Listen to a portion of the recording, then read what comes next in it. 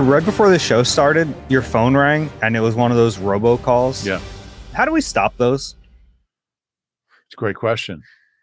At least your phone says likely a scam call now. Like Some of them don't, though. don't I just get always. like the local number. I know. And being in our job, it's like sometimes I have calls out, and you see a phone number come back, and you go, well, could be someone.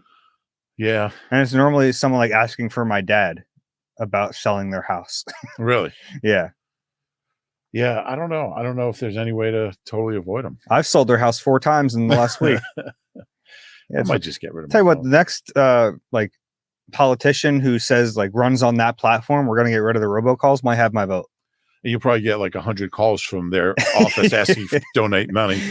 You're probably right. So. This is the Eagle Eye Podcast, getting down to the big issues here. We're presented by Nissan. That's Reuben Frank. I'm Dave Zangaro. It's a game week, getting ready for Monday Night Football against the Falcons. So in this podcast, we'll kind of put week 1 to bed. We'll get ready for week 2, an exciting matchup against Atlanta.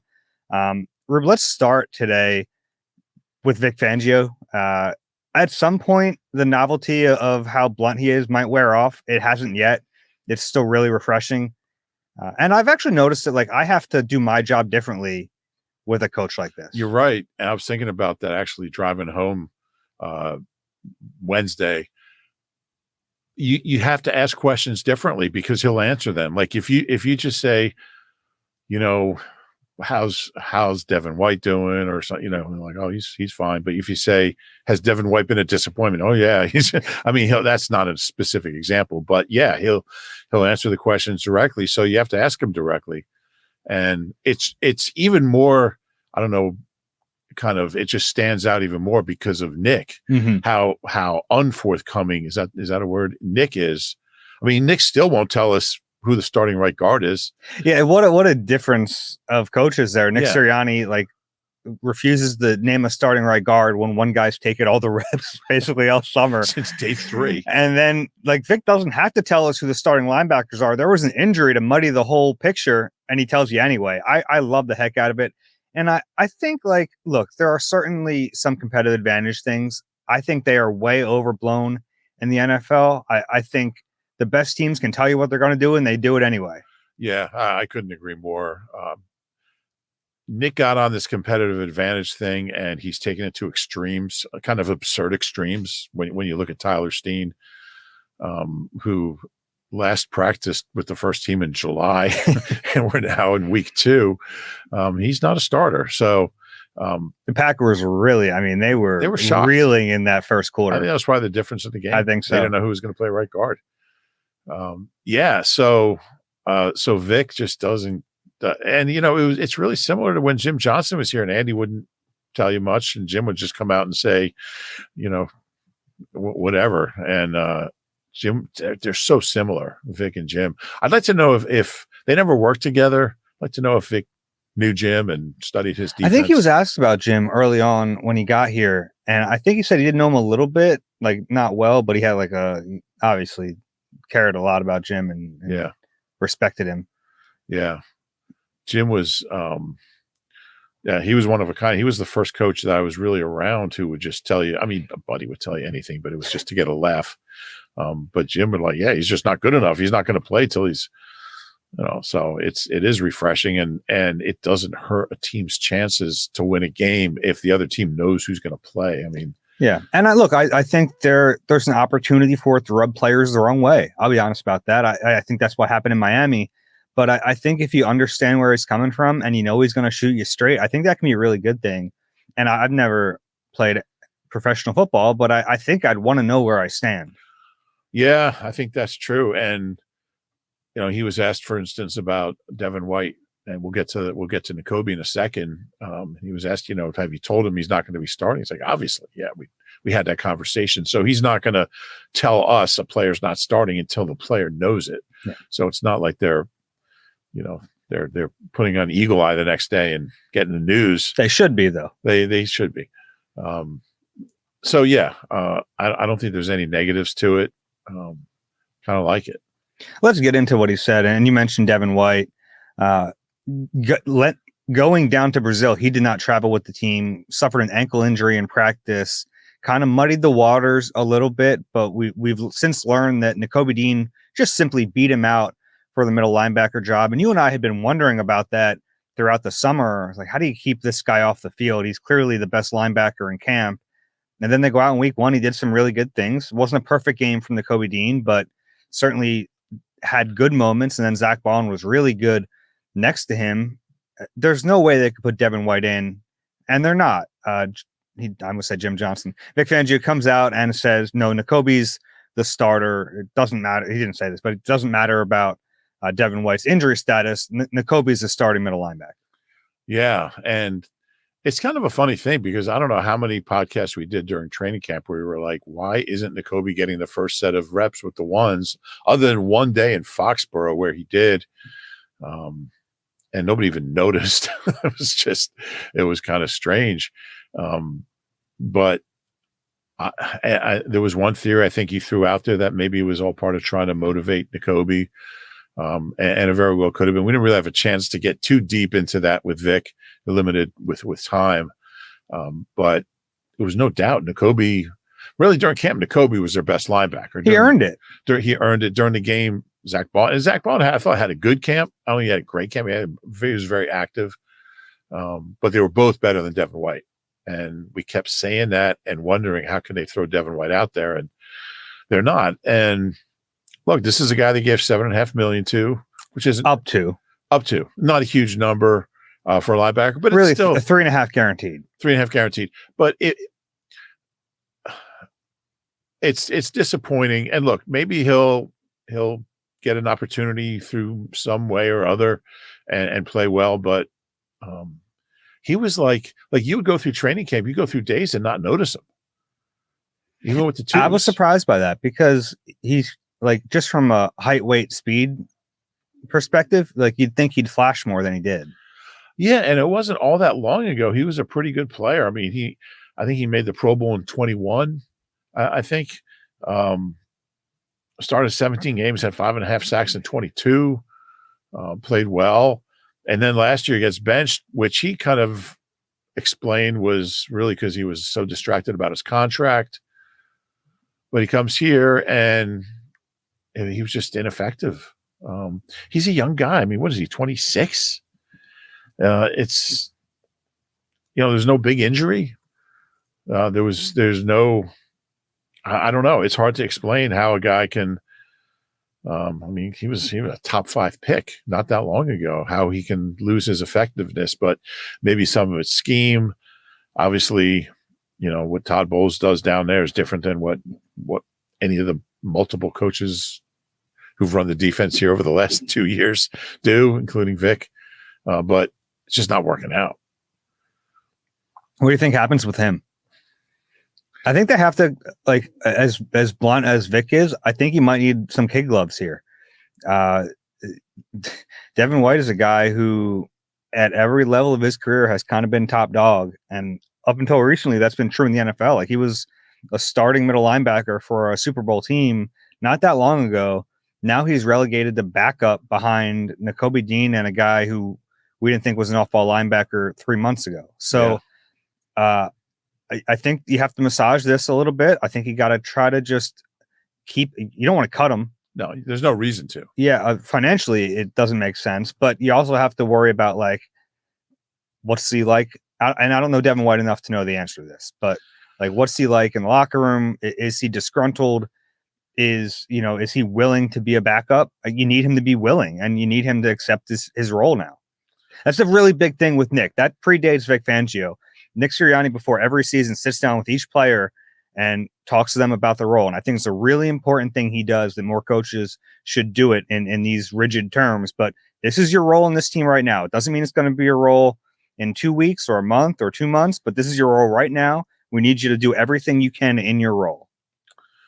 Yeah, he's not a guy that's played a lot of special teams, but you would think, he's played some in Tampa, but he's going to have to, I think. I don't know. I mean, they might have enough of those guys. Possibly. If that you have Oren Burks. Yeah, Oren Burks is a really good special teamer. You have Ben Sumarin. So now you're thinking maybe he's not even up.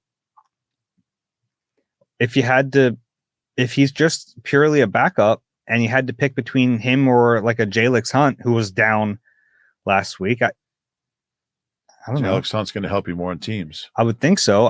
Devin White has the athleticism to be a good special teamer, but he's been such a highly thought of player. He's been a starter that he hasn't really had to do it very much. Yeah, the most he played was 71 snaps in 2020. 57. Could you find a package for him, like as a blitzing linebacker? Like, I don't know. I mean, maybe, but I mean, there'd be a really limited role. Who would you rather have blitzing, him or Zach Bond? I mean, I guess you could yeah, both of them out there. That's what I'm kind of thinking, like in, kind of a sub package where maybe you take a bigger lineman. I don't know. Yeah. Kind of let him play on the edge a little bit, maybe. However, maybe. However, I wouldn't do that. But. No, I wouldn't either. However it plays out, it's disappointing. I don't know him well either. I mean, he hasn't been here that long. He seems like a pro. He seems like a guy who would. I mean, I don't think he was a problem in Tampa when he got benched. Todd Bowles spoke really highly of him when they moved on from him, which is a good sign. But he also had a long-standing relationship with Bowles. He does not have that with Vic Fangio. No, that's true. That's true. But I think it is a good sign. These are all good questions, and I don't know if there's answers. It's got to be a shot to his ego. He came here to revive his career. He thought this was going to be the next chapter in getting him back to the level he played out early in his career, and it clearly has not worked. New contract, yeah, which is the underlying thing here is that's not going to happen now. Yeah, unless and look like with Nakobe's history last year getting hurt, and it's not like he had this long extensive injury history at Georgia, but he's a 5'11" middle linebacker. Like that, you wonder about his ability to stay healthy over the course of a 17-game season. That backup Mike linebacker might end up playing. So if you can get Devin White in the headspace to understand that and to accept that, I think that it's a valuable position on this team. It's not what they signed him for. They signed him to be the starter, but the backup Mike on this team might have to play. Yeah, I think that's a fair point. I think he's enough of a pro. He's been around long enough to understand that, but I don't know that. It's I don't know when we'll have an opportunity to talk to him. If he's not practicing, we probably won't see him. I don't know how serious that injury is. We never know those things, but we might see him today. We might not see him for a week or two. So I'd love to have that conversation with him. Yeah. So that was kind of the biggest newsy item from Vic Fangio. The other thing that I think was really notable, you looked at the snap counts from this game of the edge rusher position. Josh Sweat played the most, and then 41 snaps, I think. Yeah, you'd expect it to be Bryce Huff right after that. It was not. So you had Josh Sweat with 41 snaps. You had Brandon Graham, 36-year-old Brandon Graham with 32. Nolan Smith with 31 and Bryce Huff with 30. Now, Nick Sirianni kind of scoffed at the notion that he had less than those other guys because, it's a game flow and all that. Fine, fair enough. We're kind of nitpicking there, but you'd expect him to be up there with Josh Sweat, not even around Brandon Graham and Nolan Smith, much less below them. Yeah. Yeah, that's not just flow of the game. That's a conscious decision of. But my point is, even if he had 33, still well below Sweat. And that's the point. It doesn't matter that he was below those guys. It matters that he wasn't up with the other starter. Yeah, I agree. And out of all the numbers that came out, I mean, they played 67 defensive snaps, and he played 30. I mean, he played, substantially less than half the snaps. And the whole thing about giving him that contract was he was going to be an every down player. And Vic mentioned early, he's not there yet. He's not ready. And he mentioned again on Wednesday, he's not there yet. He's been saying he's getting better. He's doing what he needs to do, but he was asked what Huff needs to do to play more. And he said, just separate himself from the other guys, which tells you that he has not separated himself from 36-year-old Brandon Graham and somewhat disappointing Nolan Smith. Yeah, very disappointing. Yeah. we know Vic BG played 32 snaps. He only played that many twice last year. He played well, by the way. He did play well. I did love that. Vic said, "This is not some ceremonial farewell tour. We need Brandon to play." Yeah. It's kind of concerning because it's kind of like, they lost Kelsey and Fletch, who were two of their better players last year. At some point, you don't want your best players to keep retiring. Maybe they can talk BG into playing a 16th season. Well, it was funny at training camp. I think I might have mentioned this before, but he was doing like one of those off the field interviews with Dave Spadaro. And, he's going, "This is your last year." BG goes, yeah, it's my last year. I'm enjoying every moment. And Dave goes, "Well, what if you have 15 sacks?" And he goes, "Tell Howie I'm coming back." Did he say that? Yeah. So, but he's not. This is his last season. Sorry to make you cough up a lung there. I'm right. But yeah, he played really well in week 1. Can he do that through a 17 game season at his age? Maybe. You're right. It's a little concerning that they might need him to. I mean, he's in really good shape. I talked to him that day before you guys all flew down to Brazil, and he was really excited with his fitness level. He knew he was going to be playing more snaps than he did last year. But Huff played 42% last year. He played 45% Friday. I'm more concerned with that. I might have said this on the last pod than the production, because the field, it's hard to evaluate the edges just because the field conditions. Even Vic, who's not one to make excuses, he said we need more from the edge rushers, but the field was obviously part of the equation. Didn't say it was all the equation, so it was part of it.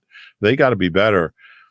I thought Sweat did a couple good things. He had a couple good pressures, but that whole group, and we kind of earmarked them to keep an eye on all year. It wasn't an auspicious start, and man, Huff's got to get that 45% number up,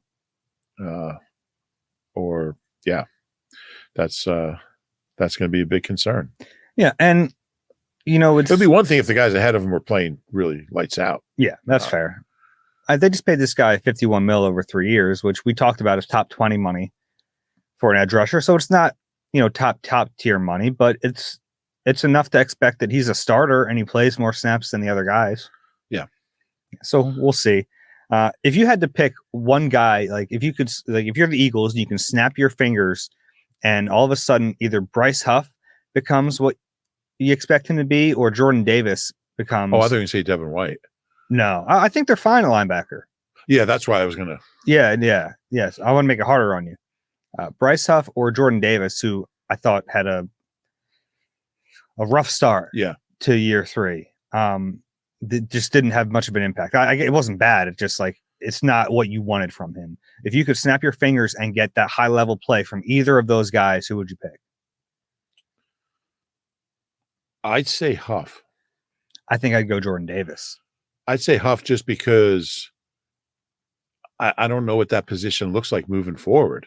I don't know if Nolan Smith's ever going to be a functional edge rusher. I don't know we know BG. I think he'll be functional. I think the question is what's the top end?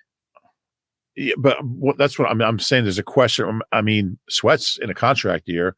BG's in a retirement year. Nolan Smith's in a hasn't done anything year. So you're thinking more long term. Yeah. Okay. I think they have some talented guys in the middle. But then you can make the argument that he's their own draft pick, so maybe there's a little more of a premium on him being Jordan Davis, that is being that player.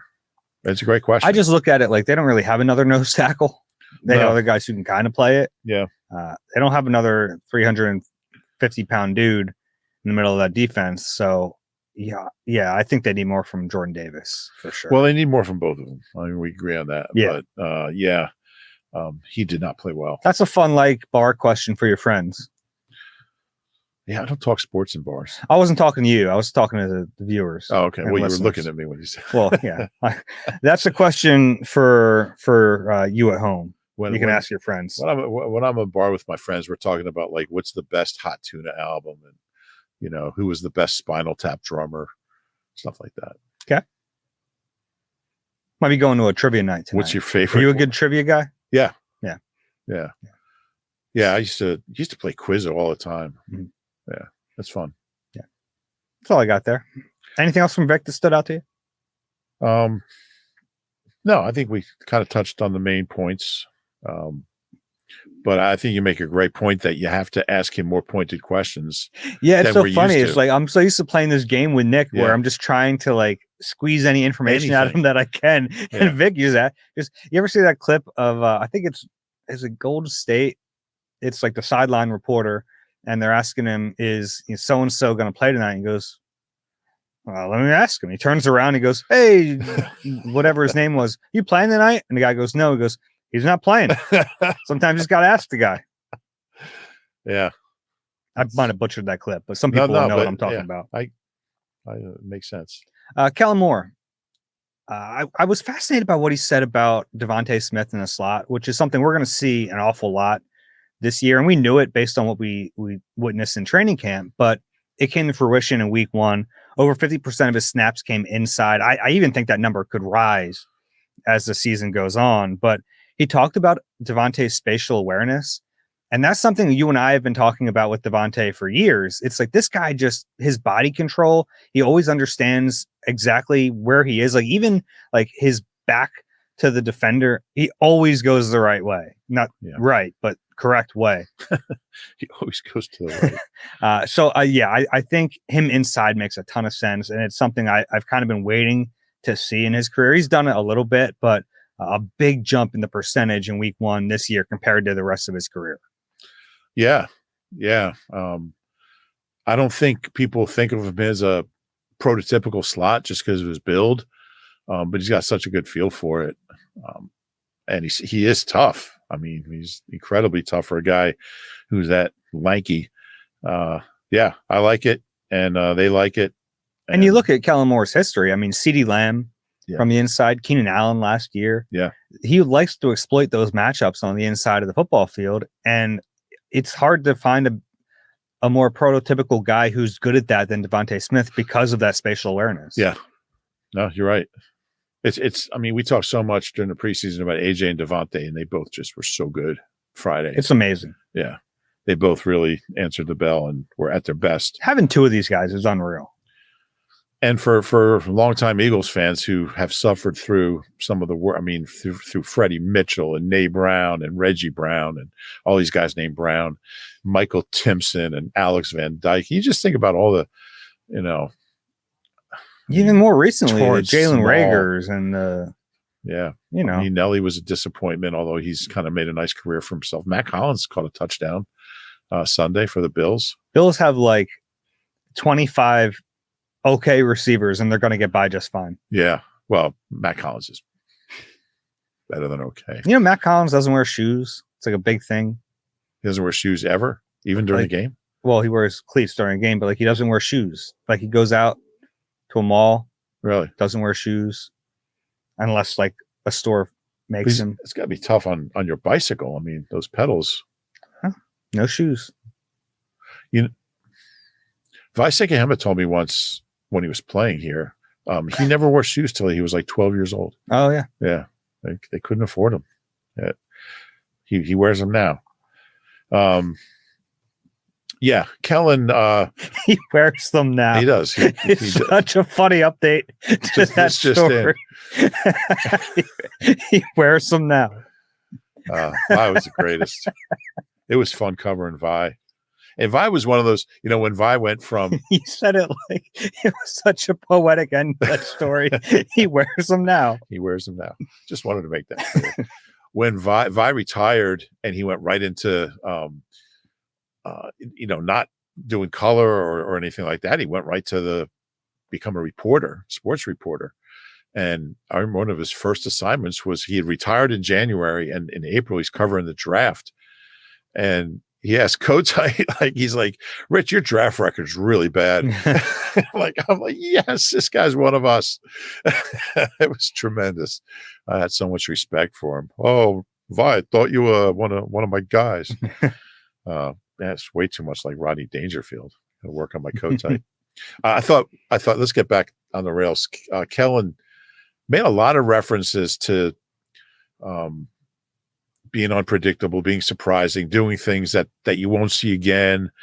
changing up things, doing things next week that you didn't see this week. That's just a big thing for him. And it's so welcome after last year. Yeah. I asked a really inside baseball question to him, but it's something I had been wondering. And the press conference was kind of winding down. But his one quote from the summer has really kind of been a little earworm for me. It's stuck around, that he wants to create tendencies to break them in big moments. And I'm paraphrasing there. It's a great quote, and it gives really good insight into him and the chess he plays as a play caller and as an offensive coordinator. But I asked him if the decision as to when he wants to break those tendencies is all feel or if it's data driven. And he said it's largely data driven. Yeah, that was interesting. I think that gives even better insight into the way he operates. Yeah, that's true. It's right out of the Shane Steichen playbook. Mm-hmm. And that was, and Alec Calaby's like pumping his fist. Yeah.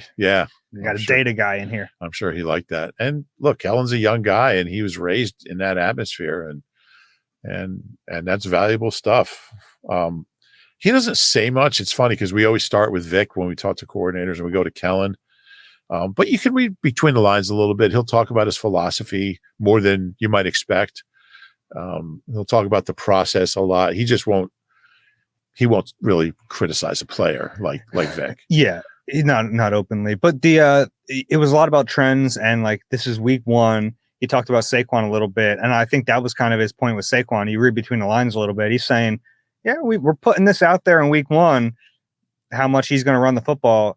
They know the counter to that, and this is all me reading between the lines. Right. The counter to that is, teams are going to start stacking the box a little bit on you. And then, oh yeah, by the way, look who we have outside. It's AJ Brown. We have Devonta Smith running out the seam. Like, there are ways that it's tough to figure out how to beat this offense. Yeah. If I'm Kellen, I would want teams to crowd the box. Oh gosh. Yeah. I mean, you would embrace that. And the other thing is that if you throw short to Saquon, he's got Saquon in open space. He looked so fast to me, and we didn't really see that during camp because we just didn't see a lot of Saquon in the open field. I saw a few stretch plays where he would open up a little bit, and you're like, okay, that's different than the other guys. Yeah, but like on that touchdown and on that long, what do you have, like a 36-yard run there in the second half? We should mention Saquon, NFC Offensive Player of the Week. Yeah. First time with the Eagles. Not a lot of Eagles running backs have won that award. Swift won it after week 2 last year. Yeah, after week 2, he had those big second and third weeks. Mm-hmm. Westbrook won it a few times. Shady only won it once. Really? Which is crazy. Maybe twice. Ricky Waters won it a couple times. I would have think he probably won it for Snowball, right? Yeah, Detroit.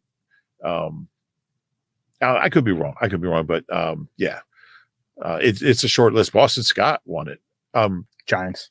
Charlie Garner won it for that 49ers game when he had might have been his first career start. And Darren Sproles won it one week as a runner, as a running back. Interesting group, but so good for him. But I think you put it out there that he can do all this, and if teams want to crowd the box, man, they have answers for that. And also, if Saquon is running the ball in a stacked box and he gets by the first level, goodbye. Mm-hmm. He's going to go for. I was really pleasantly surprised. Like, I was starting to get bullish on him as training camp went on, and starting to think he kind of looks. He's never had this kind of talent around him, because I had questions about him when they got him. He looked fast to me and powerful, and I really liked the way he ran. I liked everything he did in that game. Like, it's hard to have. Like, he couldn't have had a better debut. Couldn't have had a better debut. And I don't know if it was Nick or Kellen mentioned, like, that fumble recovery was a really heads up play by him. Yeah, it was Kellen. Yeah. I mean, gosh, if they lose that football, like, what will we be talking about this week? Who knows? This is like the sky would be falling right now. Totally different game. Yeah. So that was a really heads up play, because and Kellen's right. Like, that's not like that's good awareness, because he's getting ready to push the quarterback. Yeah, that's not his job. He's not looking for the ball, but like, if he starts pushing the quarterback, that ball could bounce around anywhere. Yeah. It was that was a huge play, and it was one of many for him. sometimes you see him out there in the Eagles uniform, like, man, they got Saquon. Like, it just kind of. I saw a very funny tweet the other day. It was a photo after the game of, I forget who the sideline was for the game, but they were interviewing. There was like AJ standing next to Saquon, and I think the tweet was like, if I would have seen this like in 2019, I would have passed out. Yeah, I mean, just think about where their receiver group in 2020 wasn't that long ago. We were all excited about Travis Fulgham. Yeah, but yeah, here we are. I don't think he'll get 26 touches every week, but if he doesn't, somebody else is going to be making plays. Have we had when was our last pod? Tuesday. We did talk about their plan to kind of back him off in practice a little bit. Okay, good. Anything else from Kellen Moore that stood out to you? Nope. That's about it. We talked to Michael Clay. I thought it was telling that he's not putting a ton of stock into 1 week of this kickoff. He thinks teams are still kind of holding some stuff back. And that was one of the questions I had going into the Michael Clay presser, is like, how much do you emphasize the evaluation of 1 week versus, there's a lot of time to go here. Yeah. And he said, like, not really much at all. We have to be ready for anything still. Yeah. He's interesting. He's made this reference before about how much he talks to other special teams coaches. And there's this, what did he say? I think he's on a text chain or email chain with a bunch of other special teams coaches. It's a really close-knit community. Yeah. I think probably unlike other, I don't think, like outside linebacker coaches have the same. Now they don't talk to, he kind of, if we're playing a guy that year, we kind of don't share the same information. But I think when he says that, I think he's speaking from, a place of really understanding what teams are doing and how they're approaching this rule. Yeah. And it was something I was fascinated by in the offseason, is this rule was so new and so different. There's a proprietary nature to how you're going to handle it. Right. And I was wondering how that was affecting that tight-knit community. Yeah. And I think it did a little bit. I'm sure it did. Yeah. But if you're not playing that team, if it's an AFC team that you don't play, if you get to the Super Bowl, nobody's going to really care at that point that you shared some kickoff info. I don't like it. I thought I'd like it. I don't like it. I don't like it either. Yeah. I wonder, you think they'll go back? If it doesn't work and it doesn't achieve what they wanted to achieve. Yeah. I honestly, the reason I don't like it is really stupid. I don't like the lack of uniformity with it. It's like all these different start positions, all these different times on the clock to start a game. I just like, if you ask the average, I don't say hardcore football fan, but like, avid Eagles fan, like, where's the landing zone? What percent's going to be able to tell you? Or like, when can they start? It's still new. Yeah, but if it's that complicated, nobody really knows the rules. And I think the important thing is, like, it was supposed to kind of cut down on injuries, but it's a really violent play. I mean, there's guys taking really big hits, which I'm not sure they anticipated. Remember anything else from Michael Clay? He talked about field goal accuracy. And this is one of those questions you're like, are you really asking that? 21 for 23 from 50 and out. Guys were hitting 57 yarders like they were extra points. I thought Michael Clay's perspective on the field was good. Remind me. Just that, because he understands might have been dozing what off a soccer pitch is supposed to be. Yeah. Yeah, he's a big soccer guy. Yeah, so I like, it's just different than what an NFL football field needs to be, and I think that was the issue in this game. It's like the soccer pitch is created for like 150-pound dudes to glide across the grass. It's not made for a 350-pound dude getting his cleats in the turf and pushing off. Is it really different? Like, underneath the surface is the grass? Like, what? I think the grass is actually different. Really? Yeah, the composition. It's not tall fescue. I don't know the breed of grass, but from my understanding, it is different. Does grass have breeds? Sure. One question I have for Nick on my mind, as we're about to go over there and talk to Nick in a little bit as we record this. Curious, like, and I don't know if he'll answer it because he'll get it into his head that I'm trying for him to make excuses about the grass. I'm not. how much does it alter their evaluation? Yeah. Because like there are some guys who really struggled with it more than others, and they have to make decisions based on the play that was on the field. Right. Like what do you do with a guy like Avonte Maddox, who was really struggling to gain his footing, had a really bad game, but like how much, like, you know what I mean? How do you factor in the field conditions? Or, I mean, we talked about the edges. I mean, pass rush. It kind of was just like the Arizona game, the Super Bowl, the Arizona Super Bowl, where they didn't have any sacks in that game, I don't think. Well, they had 2 from a blitzer, but Friday. But I think whatever he says, it has to be a part of the evaluation. It has to be. Yeah. Because it was not a complete mulligan, but like, you know, we all saw it. Yeah. He'd be lying if he said otherwise. I think he would, if you ask that, I think he would actually say that it is part of the evaluation. I think he would actually be honest about that. Yeah. Because it's not like they're going to play on that field again. I'll test that hypothesis in a couple hours here. All right, let's take a break. We have plenty more on the other side. We'll get into the matchup against the Falcons. You deserve a car that thrills you, a car that puts goosebumps on your goosebumps. At Nissan, we got everything from turbocharged SUVs to 100% electric vehicles that'll make your heart beat faster. Experience the thrill for yourself and shop your local Nissan store at nissanusa.com today. Celebrity cook Steve Martorano brings his Italian-American cooking back home to Philly. Enjoy Martorano's Prime at Rivers Casino and Steve's famous meatballs with Sunday gravy, prime steaks, and more. Make reservations at Martorano's Prime on Open Table. The Atlanta Falcons are 0-1 coming into the Link for Week 2 on Monday Night Football. Did you watch any of that game, the Steelers-Falcons? I did. Yeah, it was on TV, so I watched the TV copy. It was not a fun game to watch. Yeah, I don't think the Steelers are that good, but Atlanta in the second half had 51 yards of offense. Their offense looked awful. Their quarterback looked awful. I was on radio in Atlanta yesterday, and they're asking me a bunch of questions. When did you fly back? That's the beauty of radio. Oh, you don't have to be there. And they were asking me a bunch of questions, and I was like, let me ask you guys a question. What the heck is going on with that quarterback? And there's some panic down there. They pay this guy a lot of money. Either he's not healthy or they're not trusting his health. It was really strange. Like almost every snap was shotgun or a pistol, and like he didn't look healthy to me. No, did not look like he was healthy. A quick call to Matt Ryan or something. Yeah, I mean they couldn't do anything. They had 14 first downs in the game. How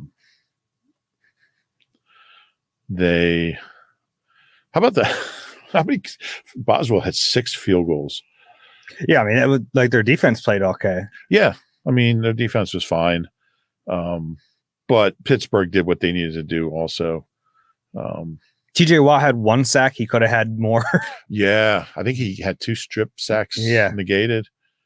I think Bijan Robinson's a really nice player, but boy, they don't have a lot of weapons. Pitts is okay. He had a touchdown.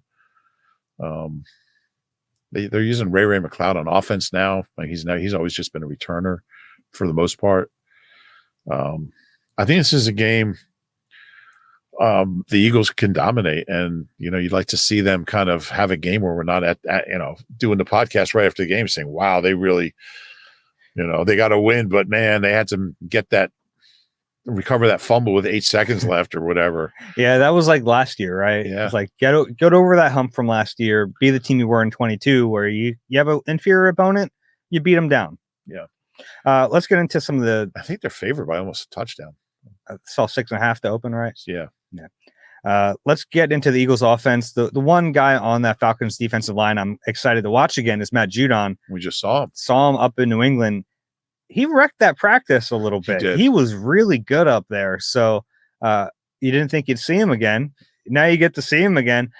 He's a little long in the tooth now, but 32, still a good player, and he gave them fits in New England. Yeah, I think did he get traded the next day? 2 days later. I'm thinking I was like on the train when I heard he got traded. I was just watching that guy. I guess it was the next day, but yeah, I mean, he's had a really late career resurgence. Didn't play much last year. But the 2 years before that, he had like 30 sacks almost. So, yeah, I believe he lines up on both sides for them. So Eagles have some pretty good tackles, but it'll be a good challenge for them.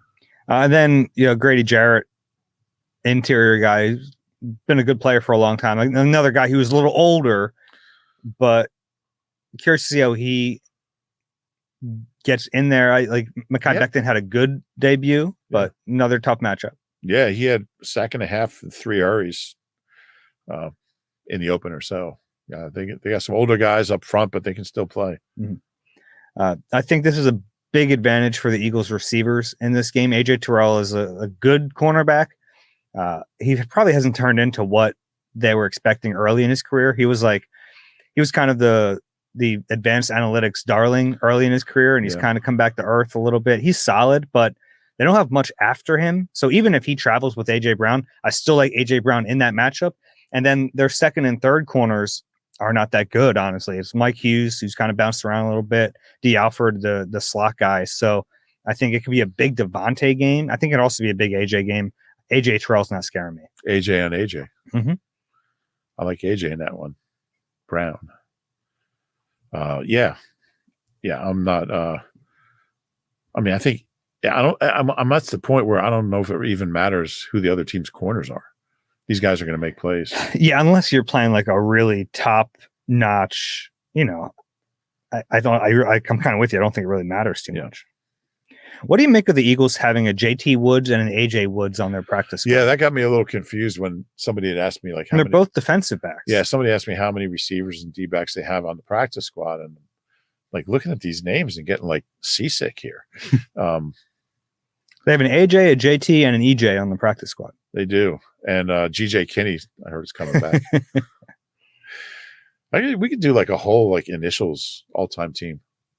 Well, this is interesting. On their roster, AJ has periods. Yeah. JT does not. I saw that. It's probably a typo. Think so? That's what I was thinking. I'm going to get to the bottom of it. Yeah. Remember A.B. Brown from Salem High School? Vaguely. Salem's one of the smallest schools in New Jersey and has had 2 NFL running backs. Mm-hmm. That's all. The other one's Jonathan Taylor. Obviously. Well, I don't know if everyone else is following along the Salem football. Tri-county football rosters. Jonathan Taylor. Jalen Hurts got picked off twice in the opener. One of them, Xavier McKinney. Another couple of good safeties in this game. Jesse Bates and Justin Simmons. Bates might be the best safety in the league. If he's not, he's in the conversation. He's really good. And Simmons is older now. We know he was hanging out there on the market for a long time, and he lands in Atlanta. That's a really formidable duo. It is. And obviously Simmons is a guy that's been with about Vic yesterday. Has anybody asked you about Simmons at all? No. But yeah, man, Jalen's got to be careful with the ball because those guys think Bates has 10 interceptions last 2 years. Yep. Second to Deron Bland. Yep.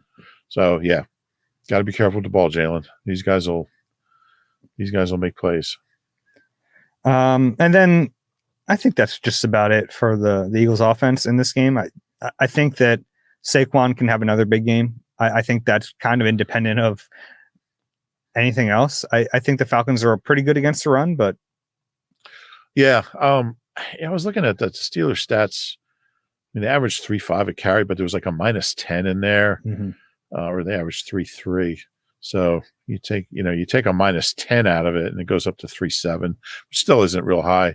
But I'm really curious to see if as good as Saquon was, I'm curious to see what he's going to look like, week after week, and whether that's really the Saquon they have. I mean, he looked fast and powerful and healthy. So I have no reason to doubt him, but I want to see it. I want to see what this guy looks like week after week. Yeah. We'll flip to the other side. When the Falcons are on offense, you mentioned Bijan Robinson. He's a guy that a lot of Eagles fans wanted in that draft, and obviously they didn't go that way. He's a really fun player. A lot of people are projecting him to have this big breakout season. He's tough. Like we saw the Eagles miss some tackles in week 1. He'll put some stress there, but then also as a pass catcher, we saw a pretty good linebacker game in week 1 for the Eagles, but if there is a weakness with their linebackers, it's probably in coverage, and Bijan can stretch you a little bit. Yeah, he had 5 catches in the opener. He was their leading receiver and rusher. They don't have a lot of weapons, like I said, but he's a good one. It's not for lack of trying. I mean, they've dumped some resources into these skill position guys. Yeah, they sure have. So I think they've got to tackle better in the open field. Vic was interesting. We didn't mention this. He talked about the missed tackles, and he kind of indicated that it's not always the guy that's missing the tackles that's responsible. It's up front. If you let the guy go and get into the second level, if you have a fast receiver and you have a linebacker or safety trying to tackle him in the open field, that's really hard to do. And it's not always that guy's fault. You'd like to see him bring him down, but they've got to be better at all levels tackling. Yeah, I think that's fair, because it's a lot harder to take an angle in the open field and bring a guy down than it is to just trip him up at the line of scrimmage. Yeah, and that's why we saw some of those big plays. Mm-hmm. You mentioned Kyle Pitts. He certainly has not lived up to his draft status. No. We kind of wait for it year one, he kind of did. He had 1,000 yards as a rookie. Yeah. Hasn't gone that way since then. Everyone's kind of waiting for it. But yeah, he can put some stress on your linebackers and safeties too. Yeah, you're right. It's funny because that was 4 years ago now. He doesn't even have 1,000 yards since then, or maybe just over. But how high a pick was he? He was a 4th pick overall out of Florida. Weird career arc. Mm-hmm. Yeah, so, and the history of drafting tight ends in the first round is not great. No. Relative to drafting them in later rounds, honestly. Well, I mean, he got hurt his second year, but he's just hasn't been the same guy. Yeah. How about Quinyon Mitchell versus Drake London in this game? Drake London's not a great receiver, but he's big and he's physical. Yeah. And after watching Quinyon in week 1, I really want to see him against Drake London in this game. Yeah, I think he's probably been a disappointment too. Top 10 pick, I believe, Drake London. He's been okay. Might have had over 900 yards last year. He's been all right, but yeah, it's a fun matchup. He's not. We know Quinyon's not going to back down from Drake London. Quinyon, he was better on rewatch. Yeah. London's a big, strong. He's 6'4" guy. I mean, he's big and he'll try to have muscle. That's the thing I love about Quinyon, though, is like he's not some little finesse corner. No, he sure isn't. He has some toughness to him. Yeah. He's like a really good blend of finesse and not like powerful as a corner, but like he's bigger. Yeah. You know? He's got a good frame to him. He's kind of like the best of Lito and Sheldon. I like that. Yeah. He's not afraid to like stick his nose in a run gap. Yeah. He'll come up and I thought he tackled well. Yeah. Yeah. Kirk Cousins in prime time. Did you go there? Yeah, it's amazing. I mean, this guy just stinks in prime time.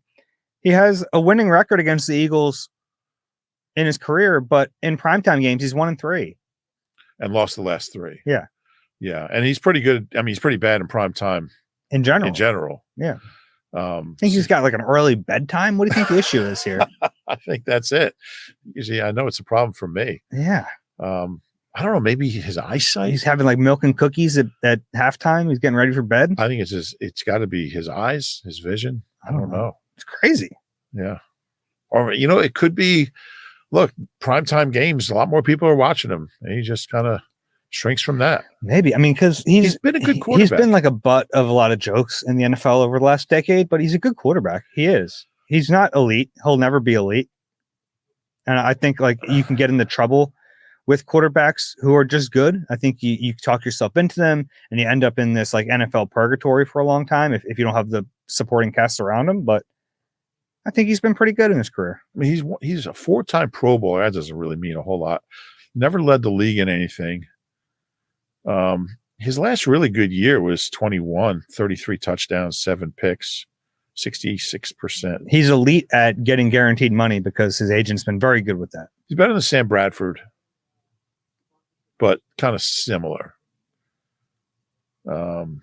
He's only won one playoff game in 13 years. So, yeah. I feel like he's the kind of quarterback who can he'll probably throw for like 270 Monday night. Mm-hmm. But I could see the Eagles picking him off a couple times. Then Eagles pass rush against this, I almost said Steelers O-line, Falcons O-line. The Steelers got a lot of pressure in that week 1 game, 12 total pressures, a few sacks. on paper, like the Falcons are supposed to be a good offensive line, and you look and they have some players there, but it didn't go well in week 1. No, it didn't. Be interesting to see. There's also no TJ Watt on this Eagles roster. No, there's not. There's like Nolan what? Bryce what? Sorry. You got to see something from these edge rushers, but yeah, it's not going to be easy. Want to get some questions? Especially, it's funny because like it's really a continuation of last year. I mean, after 70 sacks, 38 of them in 22 were edge. And then last year, the first 9 games, the edges had, I believe it was 17 sacks. And then the last 8 games, they had 4. So edge rushers have 4 sacks the last 9 games. That's crazy. Yeah, hard to do. They average like 2.5 a game in 22. Or a little under that. But yeah, let's do it.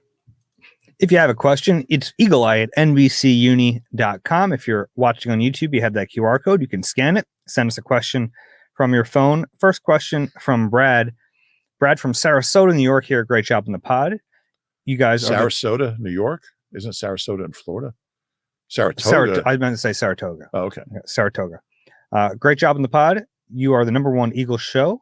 Rube, we have a great music scene here in Saratoga, having traveled a little bit. You know who's from Saratoga? The Figs. Great band. I'd venture to say it's richer than that scene in Austin, Texas. Come check it out. Dave, the Adirondacks have phenomenal hiking. Maybe take a weekend off during peak season and enjoy the colors in the country. You wouldn't regret it. That'd be fun. Dave, don't take no weekends off. My question is a 2-parter. First, I only have one part here. Do you each have any sports reporters that inspired you or that you've looked up to over the years? Yeah, I think we actually talked about this during the off season when we did our we questioned each other on various random things. And I think we both had the same guy as part of our answer. For me, it was Phil Anastasia, who was on the beat when I started from the Courier Post and later with the Enquirer. Phil was so thorough and had such a way of, he had such an easy manner about him and made players comfortable talking to him. And he would get some really good quotes from them, good information, good stories. He was one of those rare sports writers who could spin a yarn, tell a really fun story and tell it really, really exquisitely, but he could also like break hard news all the time too. So yeah, he was the guy that I realized like I have a long way to go to just be average, just being around him. Yeah. I've never been a super strong writer. I'm a good writer. I think it's not like I'm fine at it, but like reading him, like sometimes there's guys you read that make you mad. He was one of those guys. Yeah. Bob Ford was always one of those guys as a columnist. Like you read it and you're like, I can't even enjoy this because I'm just so mad that someone else is this good at this. You know what I mean? And those are the guys that are like super fast. Like Bob Ford would be out of the press box. Like when I was just like, it's infuriating. He'd be at the bar and I'm just sitting down and start typing. He'd be on his 3rd beer. Next question here from Jeff. Gentlemen, my spouse and I are traveling from Nova Scotia, Canada to attend our first NFL game at the Eagles home opener. We plan on catching a Phillies game, getting a tour of the link, and trying some pizza and cheesesteaks from Angelo. In parentheses, Zach Berman swears it's the best pizza in town. I agree with Zach on that. You probably get this question often, but do you have any recommendations for things to do in Philly? Must-sees, hidden gems, music venues, markets, etc. Well, they have that the bus that goes around the city. It goes out to the art museum. It goes through Center City. I would take that, and you can get on and off, and there's like one every 30 minutes maybe, and you can get on and off, and it's like a guided tour. But if there's somewhere, if you want to walk around the art museum area for half an hour, you can. And you just get on the next bus. I would recommend doing that. But I mean, there's everywhere you go in this city, whether you're down here in South Philly or in West Philly by Penn. In the suburbs. I mean, it's just, there's something everywhere. So yeah, these folks are from Canada, so I don't know if they care a lot about U.S. history, but obviously go to Independence Hall. Yeah. That whole area. Don't go into the Liberty Bell. See it from outside the glass. You get it. You get it. There it is. It's the bell. Don't wait in a line. It's crazy. Yeah, the lines aren't too bad. If it's usually a bad line, just look at it from outside. Yeah, you can go around the back. And you get it. Yeah. I see people waiting in that line. Yeah. Constitution Center is cool. It's a lot of reading. So That's if you want to hunker down and do a lot of reading, that's fun. They had the NFL party there before one of the NFC Championship games Mhm. here, like in 03, and we had the run of the place for the whole night and an open bar. Yeah.